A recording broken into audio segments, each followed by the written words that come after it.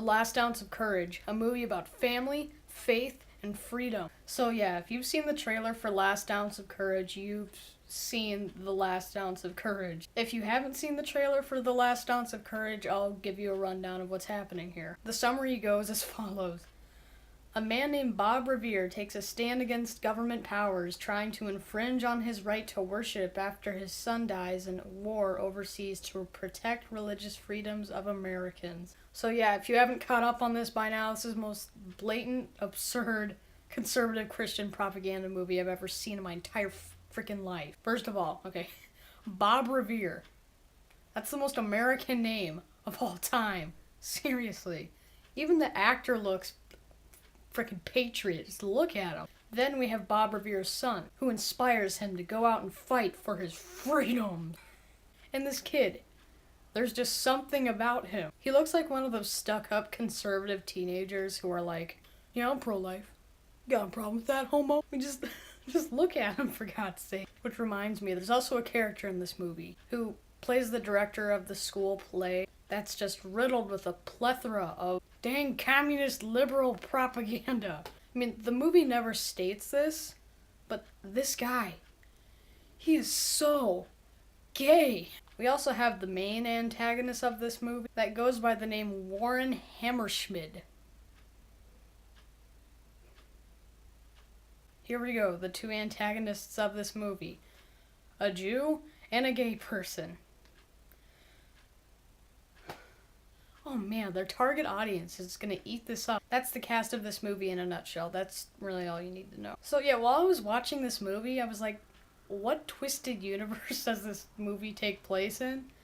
I mean, it's at an extent where, like, there's this movie's against the separation of church and state and everything. It's this giant, like, blatant propaganda film about it. But in this, like, Mike Huckabee nightmare of a universe. I mean, this twisted universe, like the separation of church and state has gone so far that kids can't bring a Bible to school without getting suspended. Yeah, that actually happened in this movie. It was that angsty pro-life teenager at it again.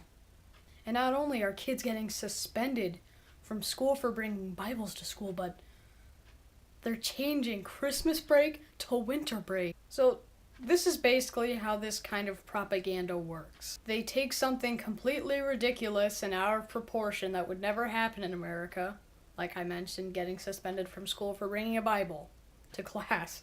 Then they throw in something actually rational that's already happening, like, Christmas break being turned into winter break at school. So when grumpy conservative grandparents look at their grandkids' school schedules and see winter break instead of Christmas break, they're going to be like, it's happening! The gay Jew communists are taking over!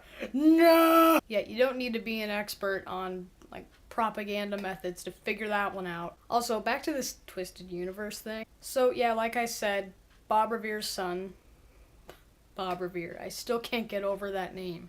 That is the most American name ever. So after Mr. Revere's son dies, like, I still don't even remember how this even, like, connected, but son dies, and then he decides to fight for his religious freedom. It's ridiculous. Not only is this movie, like, not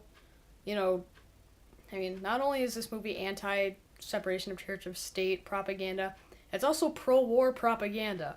It's painting the picture like it's the Christian thing to support every single war that America goes forward with, because every single war that America goes to is to fight for our religious freedom, right, guys? So yeah, it'd be the Christian duty to support every frickin' war that we go to now. I mean, it's a master scheme, really. Just imagine having 80% of the country on your side, for you to do whatever the hell you want. Okay, look, I know a lot of people are going to watch this review and be like, dude, calm down. It's just a, stupid propaganda movie. You don't need to be so fixated on it. You have to realize that this movie represents how people actually still think.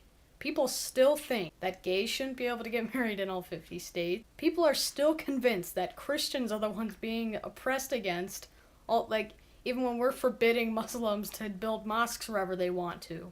And I know I'm going to get another comment complaining about how I'm focusing too much on the politics of this movie and not the actual quality of the movie. I'll tell you this. The writers of the movie obviously spent a lot of time on the politics surrounding the movie.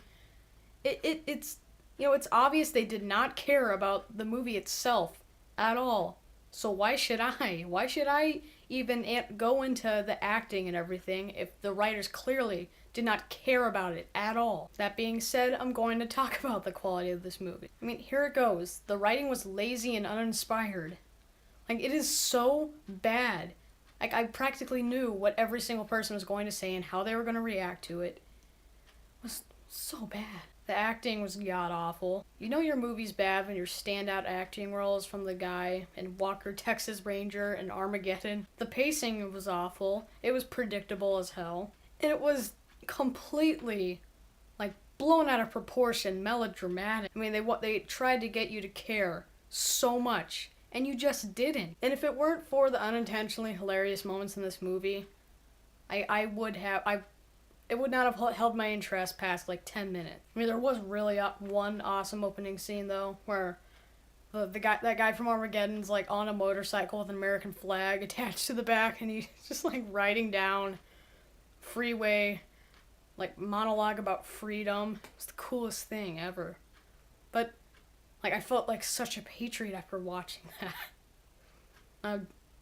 I'm just kidding. There's really nothing positive about this movie at all. I put more effort into that statement than the entire cast and crew did into this entire movie. Okay, there are two more things I want to address in this video. One of them being the interview with Mike Huckabee and the main actor and Chuck Norris. I was watching this interview, and it's just so, like, it was just sad to watch. Because you can tell, I mean, it's like they're being paid to sit there. And I wouldn't be surprised if, Mike Huckabee was, like, pretending. He was saying that his main actor's role was powerful, that it was a challenging movie, and that it was great pacing and everything, great acting. Look, you can agree with this message that this movie has, but don't pretend like it's a quality film. It's not. It's horrible. It's at the lowest of the low. It is so bad. I don't know how this movie was made. Okay, scratch that. I know how this movie was made. It was funded by every conservative Christian on the planet, every Fox News representative, everything. And back to Mike Huckabee's comment about this being a challenging movie. It challenges you to see through the eyes of the people who are against separation of church and state. This movie is by no means challenging.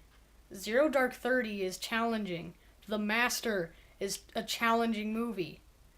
This movie has no substance whatsoever. It's just rephrasing every single stupid thing that Mike Huckabee or Rush Limbaugh has ever thrown at the screen or over the airwaves, I guess, in Limbaugh's case. It brings nothing new to the table. It's just a quick cash grab for unsuspecting Christians. That's all it is.